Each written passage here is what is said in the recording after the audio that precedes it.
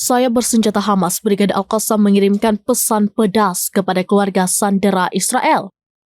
Dalam video yang dibagikan pada Minggu 1 September 2024, Al-Qassam mengatakan bahwa Perdana Menteri Israel Benjamin Netanyahu telah memilih untuk mempertahankan pasukan di koridor Philadelphia antara Mesir dan jalur Gaza daripada memulangkan sandera Israel hidup-hidup. Mereka menyinggung terkait pahlawan Israel yang malah membuat 6 sandera tewas. Al-Qassam menyebut para sandera itu seharusnya masih hidup jika Israel menerima kesepakatan gencatan senjata dan pemulangan sandera. Tetapi Hamas mengatakan itu adalah video lanjutan yang akan segera diterbitkan yang menampilkan sandera Herz Goldberg Polin, Eden Yerushalmi, Ori Danino, Alex Lobanov, Carmel Gad, dan Almog Sarusi.